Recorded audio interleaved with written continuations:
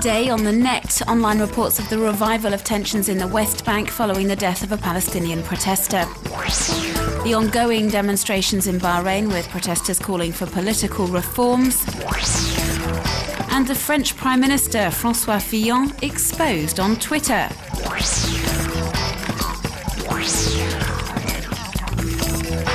Mustafa Tamimi, the latest person to have died for the Palestinian cause.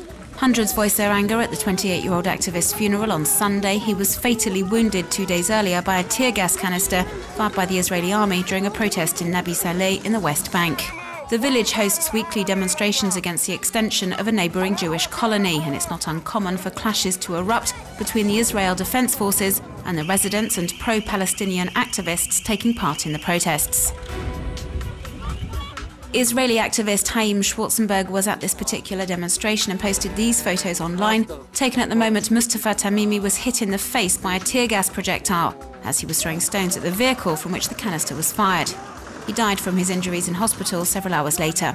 Other witnesses like Lina Al-Safin claim the officer deliberately aimed at the protester. And as Israeli NGO B'Tselem reminds us, this is strictly against army regulations. And so an inquiry's been launched and a number of Israeli soldiers have taken to Twitter in response to the outrage triggered by Mustafa Tamimi's death. Lieutenant Colonel Avital Leibovich has posted this photo of the deceased activist catapult, adding the demonstration was both violent and illegal. Major Peter Lerner has used the word fail to describe the activist's behaviour. In internet jargon, the fail tag is used to denote severe stupidity, and many web users are shocked by this choice of vocabulary. They feel it also reflects the Israeli army's indifference over the death of a Palestinian.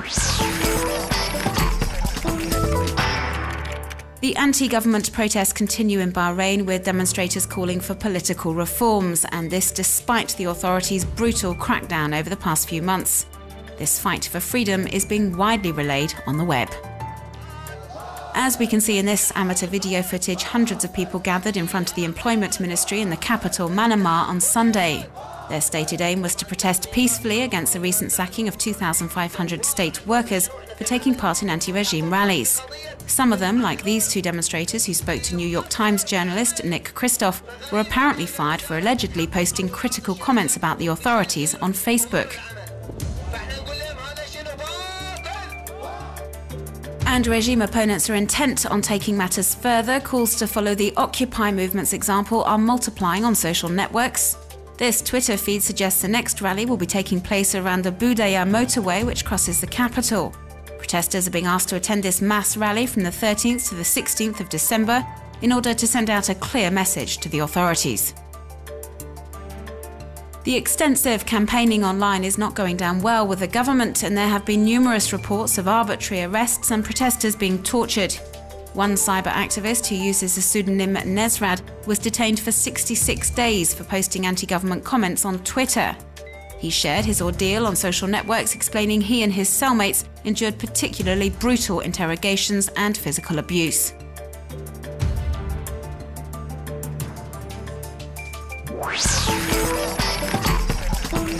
Programs from North Korea's state television streamed on the internet. This site is run from Seoul by a former North Korean soldier who defected from the army. He wants to show South Koreans what life is really like on the other side of the border in the event of reunification. And although disseminating North Korean propaganda is an offence punishable by imprisonment in South Korea, this site appears to be tolerated by the authorities.